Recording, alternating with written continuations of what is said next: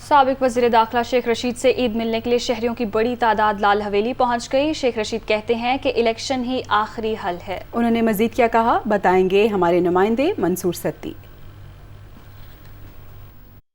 جی بالکل، لال حویلی کی یہ کئی سالوں سے روایت ہے کہ اس حلقے کے جتنے عوام ہوتی ہے، چاہے وہ حکومت میں ہوں چاہے وہ اپوزیشن میں ہوں، حلقے کی عوام جو ہے وہ جو سابقہ وزیر داخلہ شیخ رشید سے بھی اور ان کے بھتیجے جو خاص کر کے ان کے جانشین ہیں شیخ راشد شفیق، ان سے پیار کرتے ہوئے محبت کرتے ہوئے یہاں پہ بڑی تعداد میں لوگوں کا عید ملنے آتے ہیں۔ حویلی کا یہ روایت رہی ہے، یہاں پہ لوگ آتے ہیں چاہے اپوزیشن میں ہوں یا حکومت میں ہوں، لوگ آپ سے پیار کرتے ہیں، لیکن آج شیخ راشد شفیق نہیں ہے۔ کس طرح اس کمی کو آپ دیکھ رہے ہیں؟ میں تو کہتا ہوں رہے سال 2 سال کوئی فرق نہیں پڑتا، ہمیں جیلیں ہمارا سسرال ہیں، موت ہماری محبوبہ ہے، ہتھکڑی ہمارا زیور ہے اور چھاتی ہماری شہادت کی ہے۔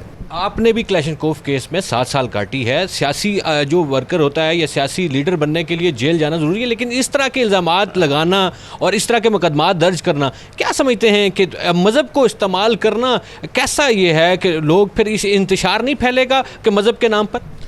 دیکھیں، انہوں نے 9 شہروں میں میرے خلاف مقدمات درج کیے ہیں۔ اچھا ہے، میں 9 شہر پھرتا رہوں گا، ایک جگہ سے جاؤں گا، میڈیا ٹاک، ظاہر عدالت میں تو میڈیا ٹاک ہو ہی جاتی ہے، انہوں نے اور کیا ہمارے مخالفوں نے۔ آپ کو اور عمران خان کو روکنے سے یہ لانگ مارچ کا جو کال دی گئی ہے، اس کو روکا جا سکتا ہے؟